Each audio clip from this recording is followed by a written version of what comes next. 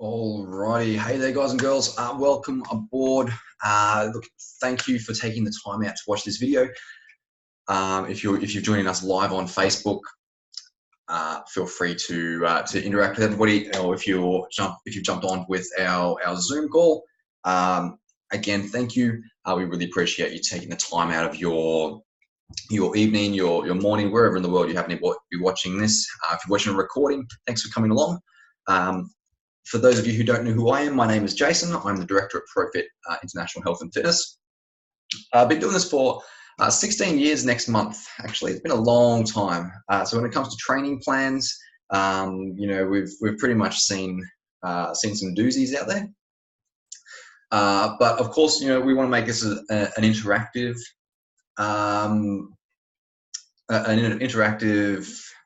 webinar / video. Of course, comment below. We're trialing out a new Facebook Live setup, so please forgive me if I can't see any comments. Hopefully they come through. If you happen to see this, feel free to throw a comment up now, and we'll see if it comes through. Otherwise, welcome on board. This session is all about designing your training plan, as the title suggests there.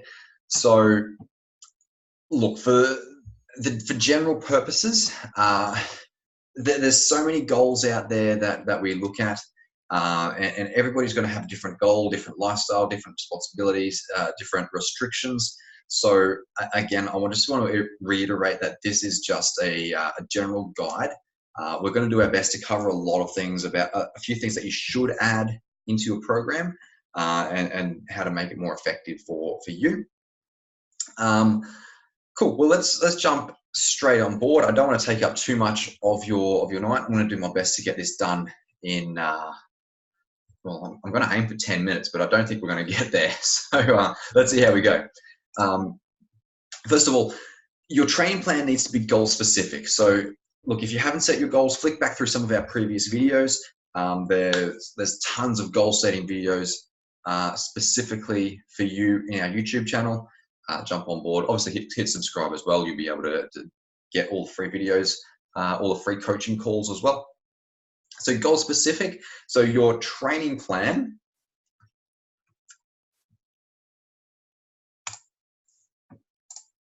a bit of an issue there. So your training plan needs to be about your goals, as the name suggests. It's nice and easy. Forgive me, I just had some issues with our Facebook Live video. It's not liking us, but anyway, we are recording this, so feel free. I'll send the video out to you guys as soon as we're done. Goal specific. So you need to understand your goals.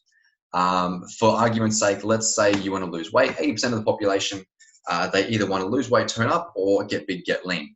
So the best thing about that is the training itself isn't necessarily going to change, because both those goals, lose weight, turn up, and get big, get lean, they both require either the maintenance or increase of lean muscle mass and the reduction of body fat. Okay, so the reason I picked those goals is over 80% of the population has something similar to that.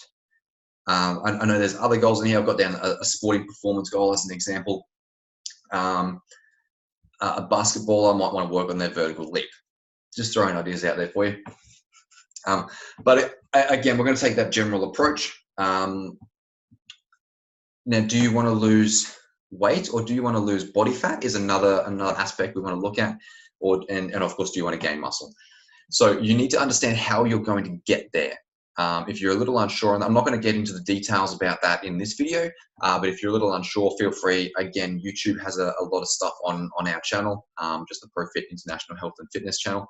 Alternatively, feel free to shoot me a message, and we can really help you out there. So you need to understand your goals, understand how to get there. Okay.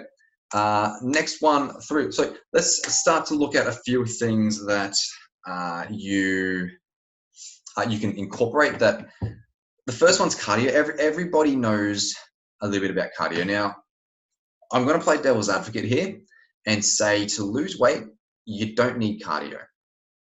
It's good, don't get me wrong. You obviously need it for your heart strength, your lung strength, your cardiovascular system strength. So don't neglect cardio by any means. That's not what I'm saying here. But in terms of the purpose of the video, again, losing weight, you don't necessarily need cardio. Yes, if you want to work on your endurance, have a look at some long, slow distance there. That's LSD. Have fun with the jokes there. Yeah, so I don't want you doing cardio for the simple fact of burning calories. When it comes to cardio, again, we're looking at performance and increasing your health benefits here. There are multiple ways that you can do your cardio, and we're going to get to this one. Actually, let's touch on this now with your resistance training or strength training. So you're going to go to lift weights, right? So whether that's with a boot camp or whatever it may be, what muscle is pumping the blood around the body? It's the heart, right? So exactly. So this is where we can incorporate your cardio into your resistance training or your strength training. Okay. All that requires is that you reduce the rest period in between your sets. Or if you're at a boot camp, generally there's very little rest between sets anyway. So there's your cardio right there. Machine versus resistance, body weight resistance.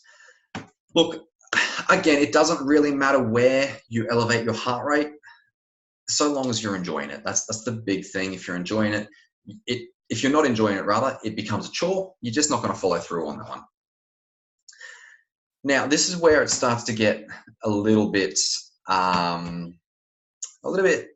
different, I guess, a little bit hypocritical, I should say. So your Tabata and your HIIT. So I know I said before, don't do cardio for the simple fact of burning calories. You can lose body fat without doing cardio.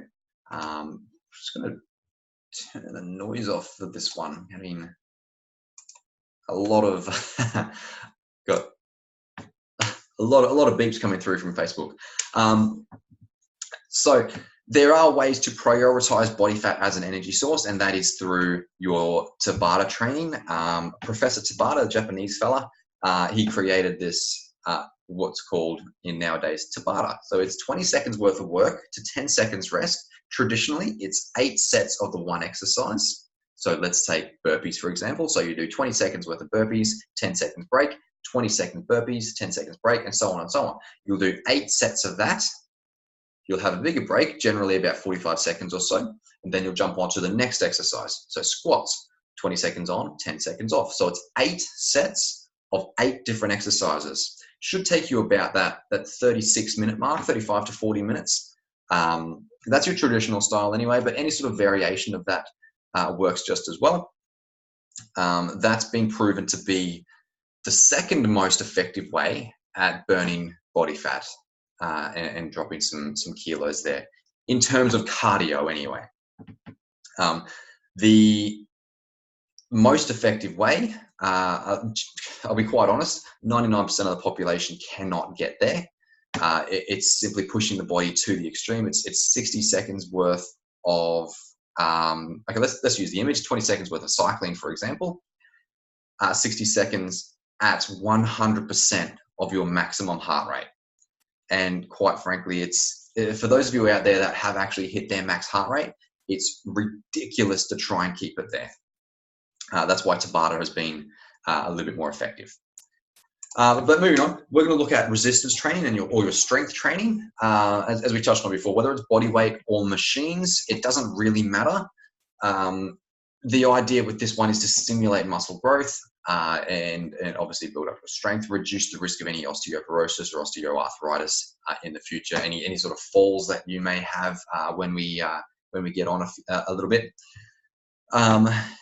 The resistance or the strength. Now, the length of sets here, I've got down length of sets. This plays a huge role in terms of sheer power. That Tabata training that we've touched on here works extremely well with your power sets and your strength sets. So you've got your 2 types of fibers in your muscles, your fast twitch and your slow twitch. Your fast twitch is your explosive power. Your endurance is your slow twitch. In terms of muscle growth, however, which is what a lot of people strive for, you really want to try and drag that set out somewhere between 40 seconds to a minute in length.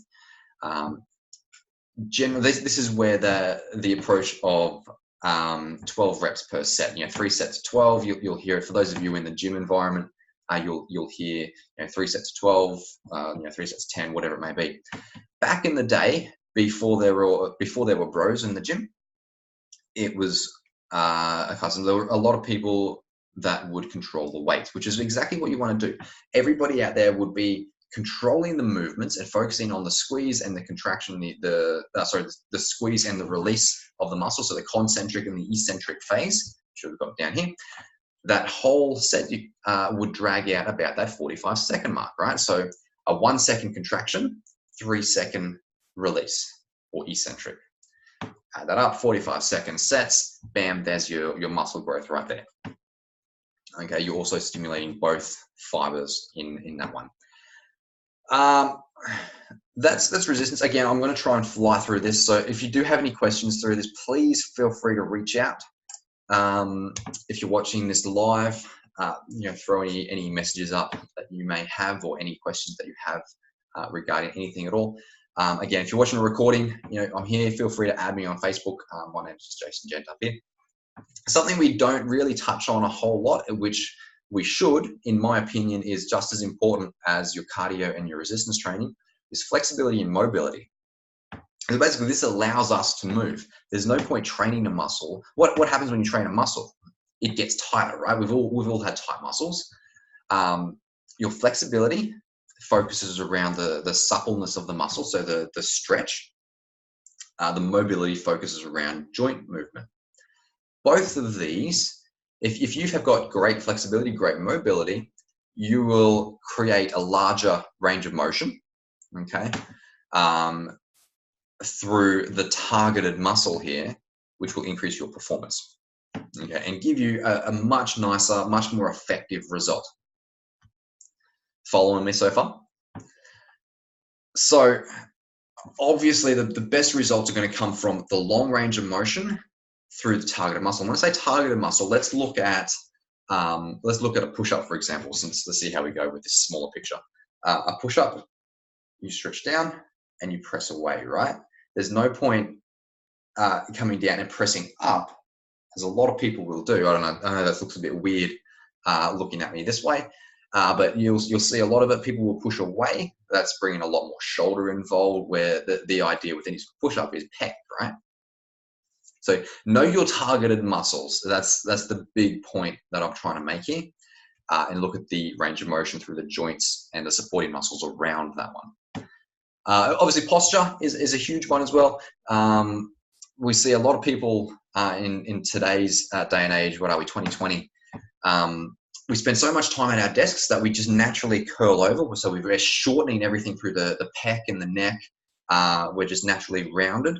So we end up with our hunchback. So we've all seen that, the Hunchback of Notre Dame. That's pretty much it. So we want to try and stretch out the pec, strengthen the back. General rule of thumb, whatever you do to the front, you do twice as much to the back. Sounds cool? Again, just flying through this one. I'm not sure. I've lost track of my timer since Facebook crashed on me. Look, let's get to the fun stuff. This is where you're going to start writing things down. We're going to create your plan. Okay, will it achieve your goals? So we're actually doing this video for one of our free challenges. So I think we've got, 3 weeks left, 3.5 weeks left of our little 4-week block. Break down your goals in that 4 weeks, or however long, if you're watching it as a recording, however long you've got, you're going to break that down into either weekly or fortnightly goals, depending on, again, how long you want to spend on this. And set off your little micro cycles or your macro cycles. Again, flick back through YouTube, it's all covered in there. Will it achieve your goals? So if you are, it's like training for a marathon by swimming. it just, there's no point, right? Yes, you may get the same sort of result in terms of heart and lung strength or lung capacity, but you still need to run in a marathon. There's no point swimming for a marathon. Okay, following what I'm saying? So it needs to be specific to your goals. And the second point here is, does it fit your lifestyle? This is a gray area. Does it fit your lifestyle? So look, a lot of people out there are going to say, okay, I don't have time to exercise. Well, that's absolute crap. Everybody's got time to exercise. You either exercise now when you've got the choice, or you exercise down the track where you don't have a choice. Okay, make it fit. You might have to juggle a few things around a little bit, but make it fit. Okay, as a general rule, you want to train at least 3 times a week with elevated heart rate, increasing your strength. Yeah, as a general rule, and I'm sure anybody can do that. If you can't hit at least half hour a day, 3 days a week, there is something seriously wrong there. You need to take a really good step back and look at your structure of your day, and maybe sit down and work out a plan around that. The next thing I want to look at is taking a rest day. When do you know how to take a rest day? Look, let's be honest here. We do need a rest day every now and then. As much as my team is going to jump on me for this one, the odd rest day every now and then doesn't hurt. In fact, it can be beneficial. Obviously, the body needs time to recover. That's where the growth is as well. If there's no point just flogging a muscle over and over again without giving it time to recover and actually repair and get stronger. And we're going to cover your training splits in the next slide to wrap it up. But there's ways around avoiding the rest day and giving the muscles the best way to recover. Finally, stick to it. Like, this is a no-brainer here. The people that get the best results with us are the people that actually stick to their training plan, and it's all about consistency. Okay, that's all there is on that one. Look, moving on. Last thing I want to look at here is the types of training, types of training plans or training splits that we look at. So again, it comes back to your availability. If you are going to do, let's say 3 days a week, a nice little movement here is what we call movement pattern splits, are push, pull, and legs. So obviously legs is a no-brainer. Push, you're pushing the weight away, push-ups, chest press, shoulder press, etc. Pull movements, again, you've got your chin-ups, your pull-ups, rows, your pull-downs, anything where you're pulling the weight towards you there. So we're looking at push, pull, legs is a great little 3-day split. What else we've got? Again, upper body split, lower body split is a cool little way to do it. You can do that over a 4-day term, maybe a Monday, Tuesday, Thursday, Friday. That's on there what we're looking at. But you can split it up as it doesn't really matter how you split your training plan, so long as you're hitting every muscle group. Okay, and actually I shouldn't say it doesn't matter, because it does.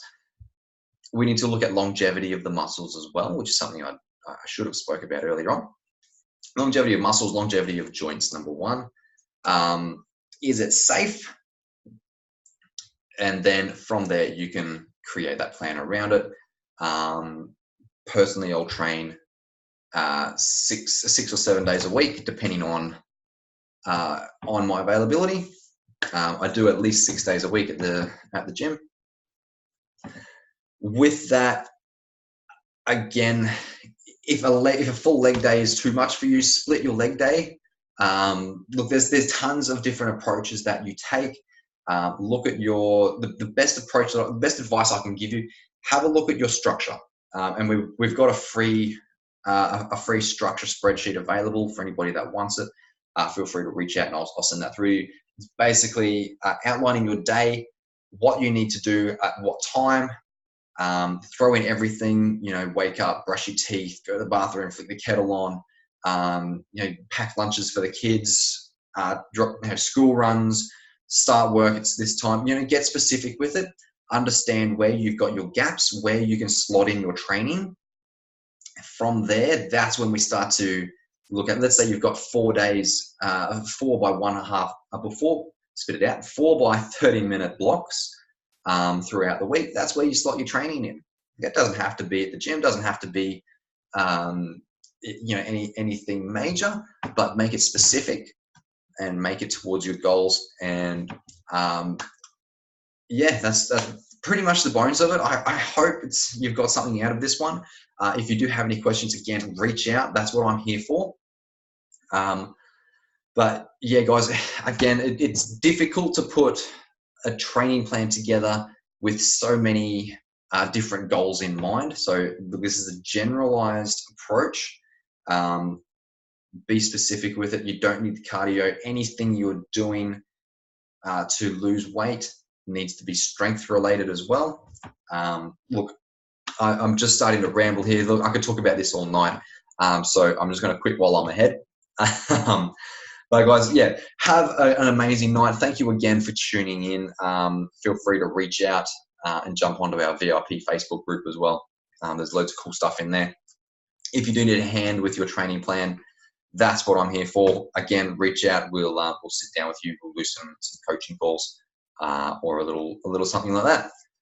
Awesome, team. Have a great night, and we'll chat again very soon.